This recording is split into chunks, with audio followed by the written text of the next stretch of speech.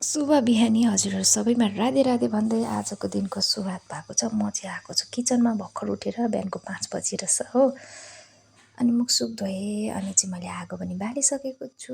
आजको दिन चाहिँ यस्तो दामी छ, घाम लाग्छ भनेर आश छ। अनि मलाई चाहिँ पानी खानुपर्छ नि त, फ्लास्कको पानी चाहिँ हल्का चिसो थियो, अझै तताएर खाने भनेर मैले चाहिँ यहाँ पानी तताउँदैछु।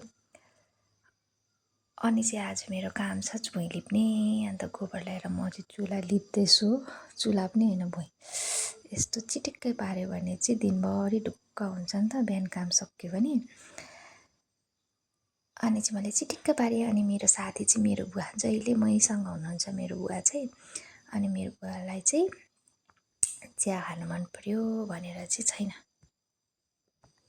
यो चाहिँ एकछिन पर्खिनु ल, म घरबाट हालिसक्छु भनेर चाहिँ घरबाट हाल्दैछु छिटो। अनि मैले चाहिँ यति स्पिड घरबाट हाल्दैछु किनभने मेरो बुवाको टाइम भयो चिया खाने।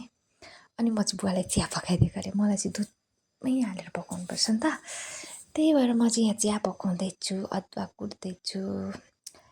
रङ मरिच मजाको चिया चाहिन्छ बुवालाई बिहान। अनि चाहिँ चिया पनि उम्ल्यो, यति मजाले चिया उम्ल्यो, खुवाउँ खुवाउँ बनाउने। अनि चाहिँ मैले बुवालाई दिन लाँदैछु। मेरो बुवा बिचारा, बुवा र म चाहिँ बसेर म चाहिँ पानी खाने, बुवा चाहिँ चिया खाने। बुवा चाहिँ मेरो साथी हो, जहिले मैसँग हुनुहुन्छ है। अनि मेरो चाहिँ काम चाहिँ घर पुस्ने, बिहानै घर पुस्यो भने दिनभरि ढुक्क हुन्छ, आमाले सक्नुहुन्न। अनि सबै घर चाहिँ मै पुस्छु। अनि म चाहिँ घर पुस्दैछु यहाँ है। किचन पुस्यो भने ढुक्कै हुन्छ। मेरो बुवाले चाहिँ फ्लास लिनु गएको अरे, चप्ली खोल्यो अरे बिचारा।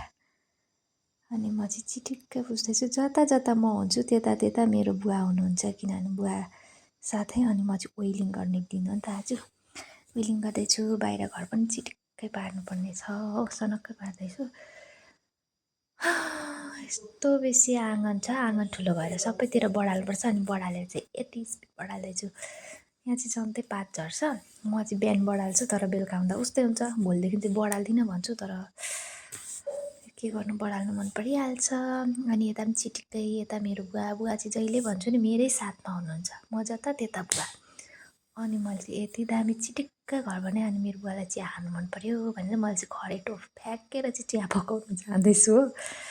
अनि दुध पनि तात्यो, यति मिठो दुध छ, कोलाई मनपर्छ आउनु होला खान है। चुलामा उमालेको दुध यस्तै त मिठो हुन्छ।